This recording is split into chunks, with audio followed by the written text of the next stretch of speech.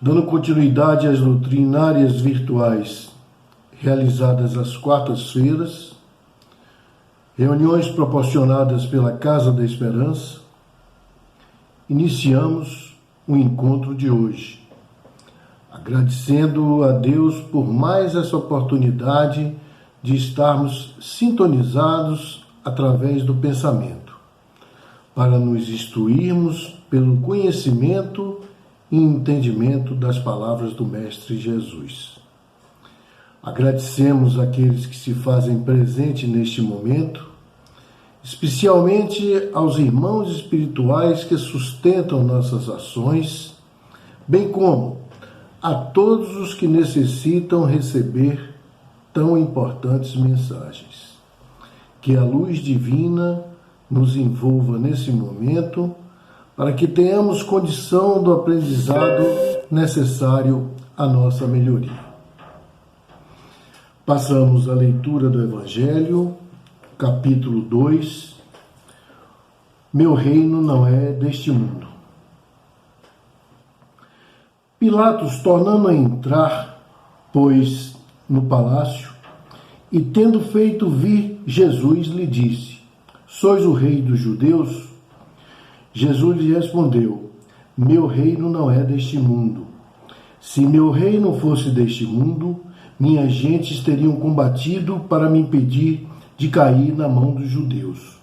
Mas meu reino não é aqui. Pilatos então lhe disse: Sois, pois, rei? Jesus lhe explicou: Vós o dissestes. Eu sou rei. Eu não nasci e nem vim a este mundo, senão para testemunhar a verdade. Qualquer que pertença à verdade, escuta a minha voz. São João, capítulo 18, versículo 33 ao 37. A realeza de Jesus. O reino de Deus não é deste mundo, é o que cada um compreende. Mas sobre a terra não terá também uma realeza? O título de rei não implica sempre no exercício de um poder temporal. Ele é dado um consentimento unânime àquele que seu gênio coloca em primeiro plano, em uma ordem de ideias quaisquer, que domina seu século e influi sobre o progresso da humanidade. E nesse sentido se diz: o rei ou o príncipe dos filósofos, dos artistas, dos poetas, dos escritores, etc. Essa realeza, nascida do mérito pessoal, consagrada pela posteridade, não tem, frequentemente, uma preponderância maior para aquele que leva o diadema? Ela é imperecível, enquanto que a outra é o jogo das vicissitudes. Ela é sempre abençoada pelas gerações futuras, enquanto que a outra, por vezes, é amaldiçoada. A realeza terrestre acaba com a vida. A realeza moral governa ainda e, sobretudo, depois da morte. A esse título, Jesus não é um rei mais poderoso que muitos potentados? Foi, pois, com razão que disse a Pilatos: Eu sou rei, mas meu reino não é deste mundo. Fica para a nossa reflexão.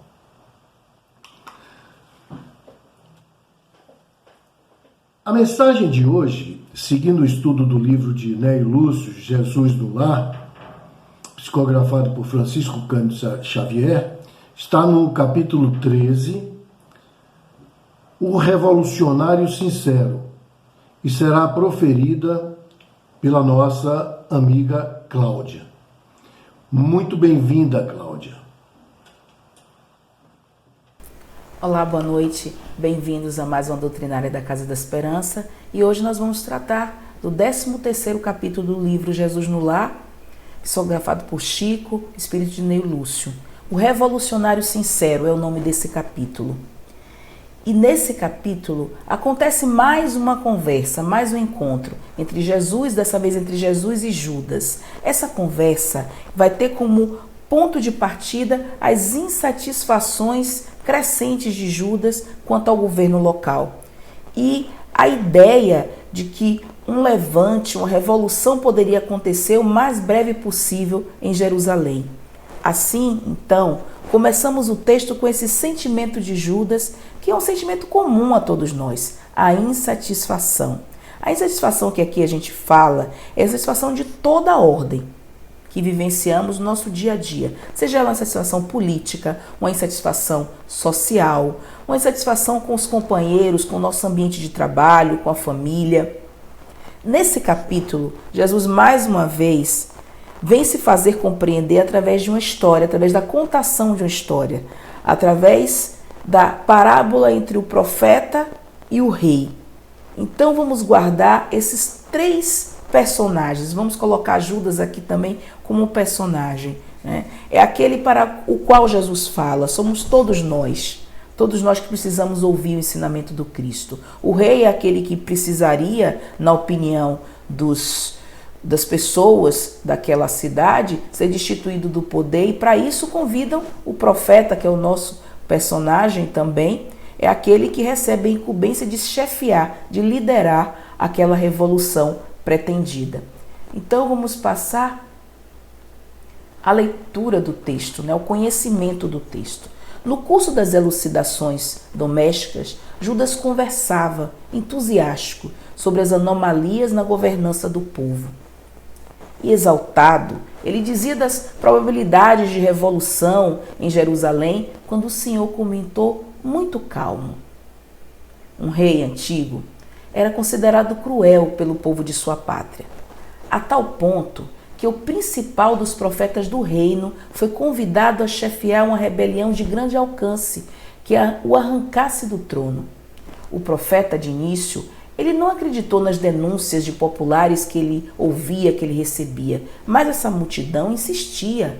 O rei era duro de coração, era um mau senhor, diziam, perseguia, usurpava, flagelava os vassalos em todas as direções. Clamava-se então todos desabridamente. Foi assim que esse condutor de boa fé, o profeta, ele também se inflamou igualmente e aceitou a ideia de uma revolução como um único remédio natural para sair daquele estado de coisas. E por isso ele passa a articular em silêncio com algumas centenas de companheiros decididos e corajosos que compartilham daquela mesma ideia. A revolução é o único remédio, é um remédio natural para aquela situação. Na véspera, contudo, do cometimento, do início da revolução, como aquele profeta ele possuía uma segura confiança em Deus, ele decide pedir ajuda. Ele sobe ao topo do monte e ele vai rogar a assistência divina. E ele roga isso com tamanho fervor que o anjo das alturas lhe é enviado para confabular espírito a espírito. Então é a oportunidade que aquele servo, que aquele profeta, ele tem de conversar, de bater um papo com esse espírito enviado para tirar suas dúvidas, se aquele é o momento certo, se aquela é a coisa certa a ser feita. Então, uma vez à frente desse emissário vindo dos céus, o profeta vai acusar o soberano, asseverando tudo quanto ele sabia de oitiva, de ouvida daqueles populares. E suplicando, ele pede a aprovação celeste ao plano de revolta renovadora.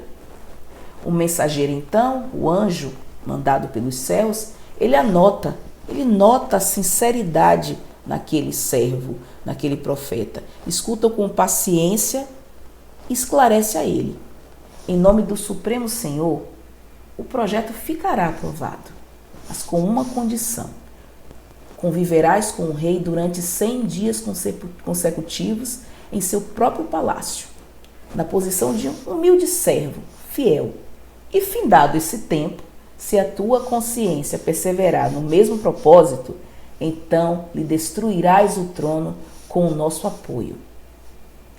O chefe honesto vai aceitar a proposta, aceita a proposta, uma proposta interessante, 100 dias dentro do palácio, convivendo com o rei. Então ele parte a cumprir a determinação. Simples, sincero, ele se dirige ao palácio real, à casa real, onde sempre havia acesso aos trabalhos de limpeza E ele situa-se em uma função de um apagado servidor. Vai fazer sua função, mas vai ficar ali observando tudo o que se passa no palácio. No entanto, tão logo ele se coloca a serviço do monarca e passa nesse convívio mais próximo a reparar que o monarca nunca dispunha de tempo para as menores obrigações alusivas ao gosto de viver. Ele não tinha tempo para o prazer, ele não tinha tempo para o ócio, ele não tinha tempo para o descanso. Ele levantava-se rodeado de conselheiros e ministros impertinentes e ele era atormentado por centenas de reclamações de hora em hora. Na qualidade de pai, ele observa, ele era privado da ternura do filho e na condição de esposo, ele vivia distante da companheira. Além disso, ele segue observando, naqueles 100 dias, ele era obrigado frequentemente a perder o equilíbrio da saúde física em vista dos banquetes e cerimônias excessivamente repetidos, dos quais era compelido a ouvir toda sorte de mentira da boca de súditos bajuladores e ingratos. Nunca dormia, nem se alimentava em horas certas. E onde estivesse, ele era constrangido a vigiar as próprias palavras, sendo vedado ao seu espírito qualquer expressão mais demorada de vida que não fosse o artifício a sufocar-lhe o coração. O orientador da massa popular, aquele profeta, começa a reconhecer que o imperante mais se assemelhava a um verdadeiro escravo, duramente condenado a servir sem repouso, sem descanso, em plena solidão espiritual, porquanto o rei não gozava nem mesmo da facilidade de cultivar a comunhão com Deus por intermédio da prece comum. Findado todo aquele prazo de experiência no palácio, os 100 dias, o profeta, radicalmente transformado, nos diz o texto, regressou ao monte para atender o compromisso assumido. E notando que o anjo lhe aparecia no curso das orações, ele implora a misericórdia ao rei, de quem agora ele se compadecia sinceramente. Em seguida, ele congrega todo o povo e notifica os companheiros de ideal, aqueles companheiros que entendiam pela revolução.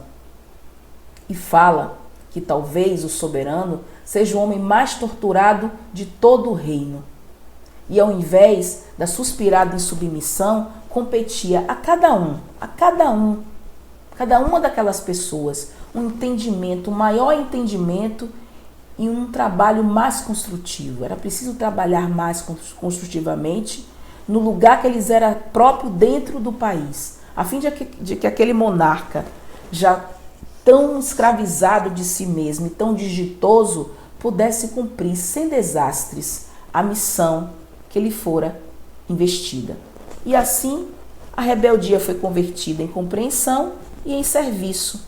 Judas, completamente desapontado, parecia ensaiar alguma ponderação irrelevante quando o mestre divino antecipou-se a falar incisivo. A revolução é sempre um engano trágico daqueles que desejam arrebatar a outrem o cetro do governo.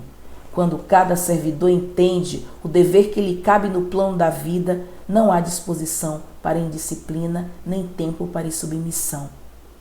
Neio Lúcio, por Cândido Xavier, capítulo 13 do livro Jesus no Lar. Todo esse texto, essa parábola que Jesus coloca para uma explicação sobre revolução, nos traz hoje uma reflexão de alguns conceitos importantes. O que é revolução? Quem é esse revolucionário? E por que esse adjetivo foi dado a esse revolucionário? O revolucionário sincero. Revolução é toda mudança abrupta do poder político, ou toda mudança abrupta na organização estrutural de uma dada sociedade, que vai ocorrer num período relativamente curto de tempo. Essa mudança ela pode ocorrer em vários contextos. No contexto político, como é o caso da história de hoje, no contexto econômico, no contexto cultural, com transformações do modo de ser de uma sociedade, da cultura de uma sociedade, dos costumes, ou nos aspectos sociais. Nesse mesmo entendimento, revolucionário é todo aquele que faz a revolução, todo aquele que inova, todo aquele que vem para colocar novos padrões estabelecidos, para questionar os padrões existentes e não só questionar, mas para subverter toda uma ordem. E sincero, é aquele que tem a qualidade, aquele que tem a qualidade de não ter a intenção de negar a realidade. Então é aquele que não tem a intenção de negar a realidade. É aquele que se dá o direito de conhecer a realidade e não negá-la. Então o texto de hoje, o estudo de hoje, a reflexão dessa noite, ela me deu um certo trabalho de entendimento, pois embora ele seja um texto pequeno, é um texto que fala de muitas coisas. É um texto que fala de muitos aprendizados que precisamos na nossa jornada. E quando eu li a primeira vez, eu me perguntei, mas sobre o que é mesmo essa história? No primeiro momento, parece simples dizer, essa história é sobre Jesus ensinando a Judas que a revolução é sempre um engano, é sempre um caminho trágico daqueles que querem arrebatar o cetro do poder a outrem, aqueles que querem destituir alguém do poder. É isso? É isso sim, o texto é sobre isso, é sobre essa revolução que Judas está pretendendo. Mas não é só sobre isso. Essa história está repleta de outros ensinamentos. É como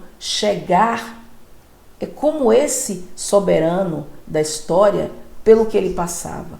É como compreender, é como esse profeta que é chamado a ser o revolucionário, ele faz essa transformação para compreender o lugar do outro. Então esse texto é antes de tudo sobre paciência.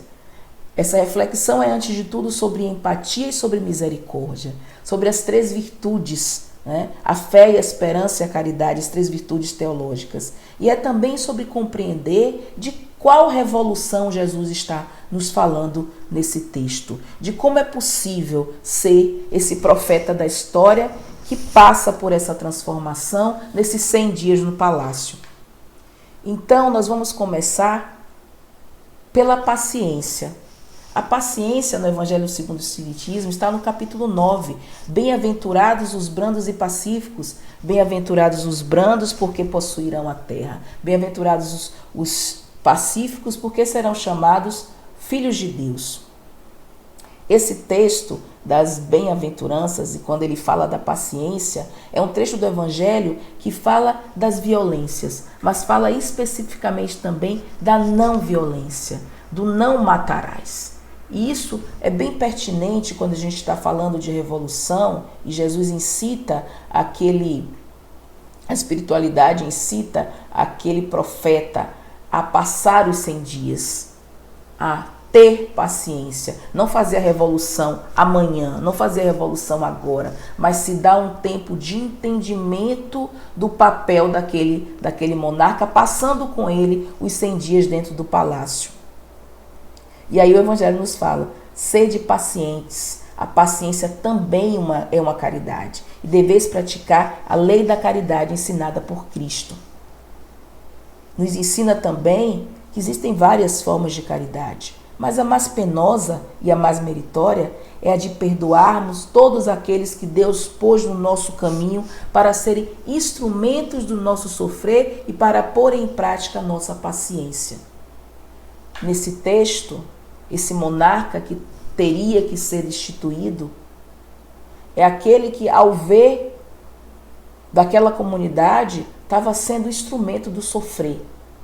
Ele fazia aquele povo sofrer na visão daquelas pessoas. Em latim, o termo paciência vem da palavra patientia, que quer dizer resistência, submissão, sofrer, é aguentar com firmeza, é resistir com firmeza e submissão esse sofrimento, essa compreensão e essa perseverança na fé até que tudo passe.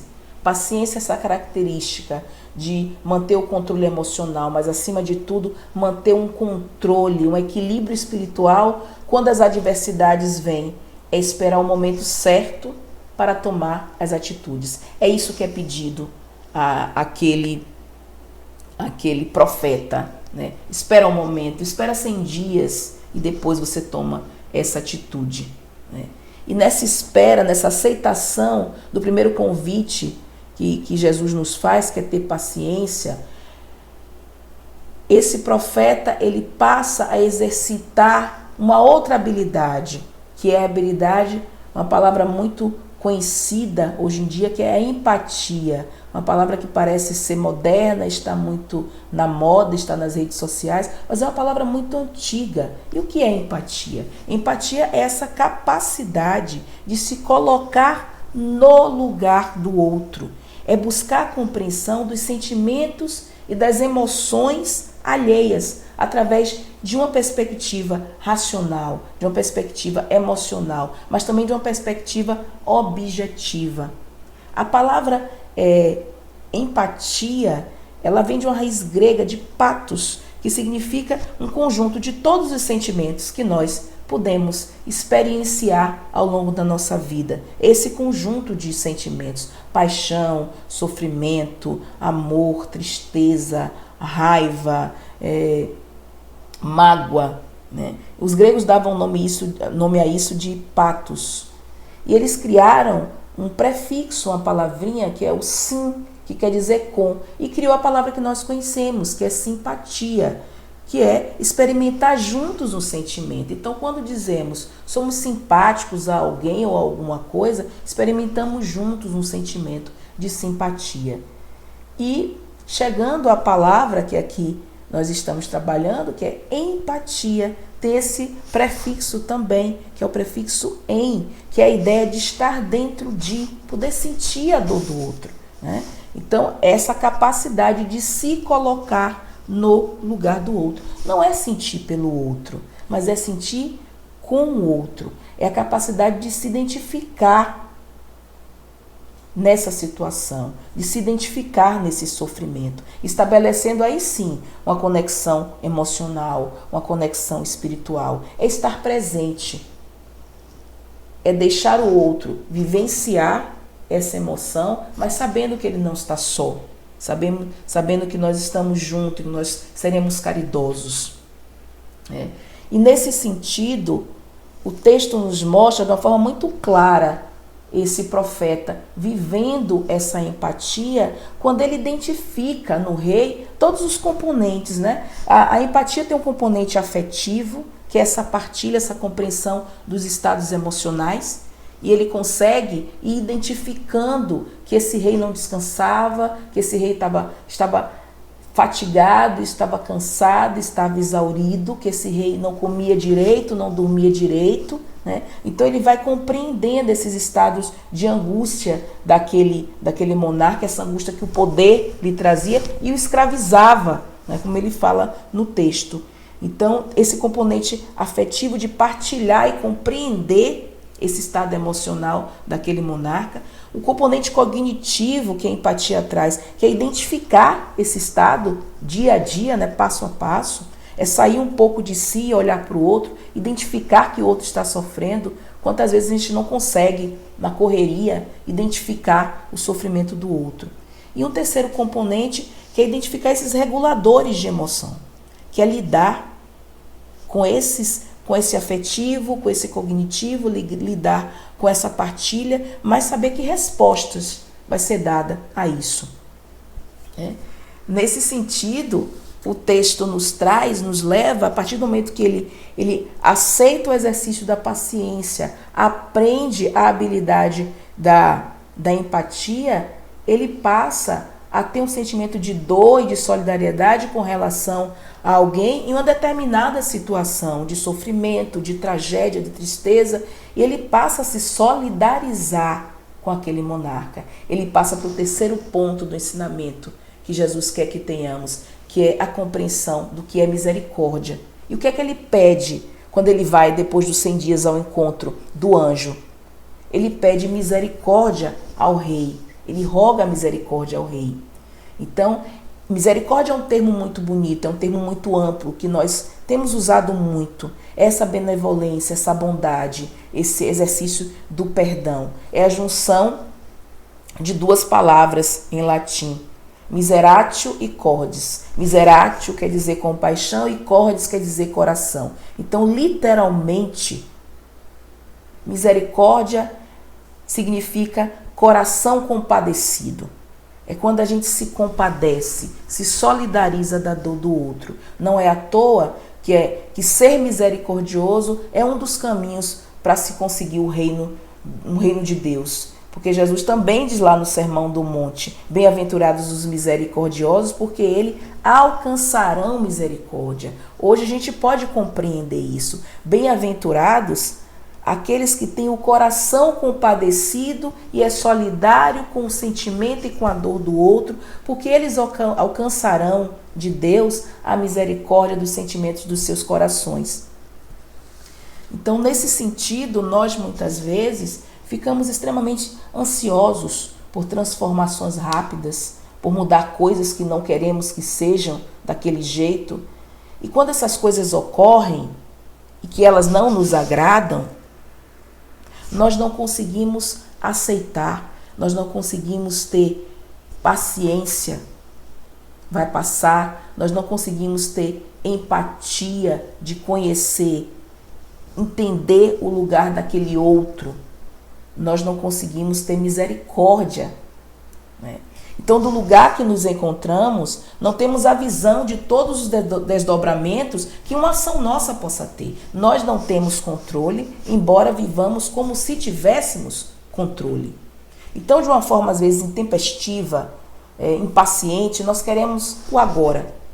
Mas o foco dessa revolução que Jesus nos propõe, o foco da única revolução que Jesus nos propõe, é o nosso interior, é para dentro, não é para fora, não é para o outro, não é para as estruturas, é para o interno.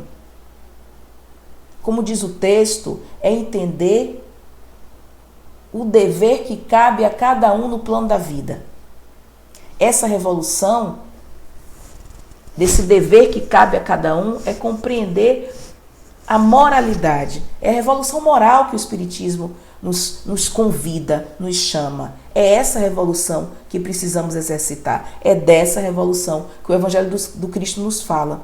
E lembrando o apóstolo Paulo, quando ele fala que nós precisamos compreender que vemos só uma partícula, nós vemos em parte. Ele fala lá em Coríntios 13, agora eu vejo em parte, mas então veremos face a face. Em algumas traduções, agora conheço parte, mas então eu conhecerei plenamente. Jesus nos diz: vocês não podem ver tudo ainda, vocês não conhecem tudo ainda, é preciso exercitar, é um caminho longo de exercício de todas as virtudes nessa revolução, que é uma revolução de dentro para fora, para poder conhecer essa verdade. A luta que Jesus nos propõe, que ele nos chama, é uma luta individual. É uma luta diária, é trabalhosa, mas ela é alimentada o tempo todo pela fé e pela esperança. O alerta que é dado a Judas por Jesus no texto, que é dado a todos nós. O alerta que é trazido pelo anjo, aquele profeta, é de que a verdadeira revolução, ela deve se dar a partir de nós, de dentro para fora. É a construção do reino dos céus dentro de cada um de nós, como nos diz o Evangelho. Jesus, em seu tempo, ele veio na verdadeira acepção da palavra revolucionário. Aquele que veio para inovar, aquele que veio mudar o estado de todas as coisas, aquele que veio possibilitar a renovação de todos os padrões estabelecidos, aquele que propôs o combate do orgulho e do egoísmo.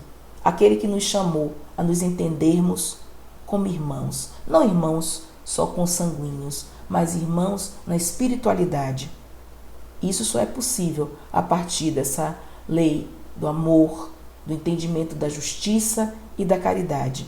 E por isso, no trecho final do texto, ele nos fala: quando cada servidor entende o dever que lhe cabe no plano da vida, não há disposição para a indisciplina, não há tempo para a insubmissão.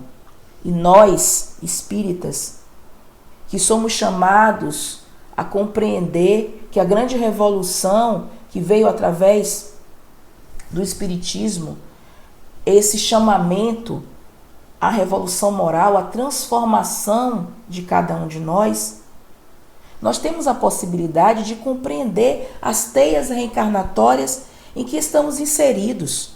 Em cada oportunidade que nós aparecemos aqui na Terra, nós deveríamos ser mais confiantes, nós deveríamos ser mais esperançosos no plano espiritual que traçamos para nós mesmos. Esperançosos no plano espiritual que move cada indivíduo, considerando o livre-arbítrio, sim, mas considerando, acima de tudo, as necessidades que temos nessa jornada. E nós só somos submetidos às intempéries da vida a partir da necessidade que cada um de nós temos.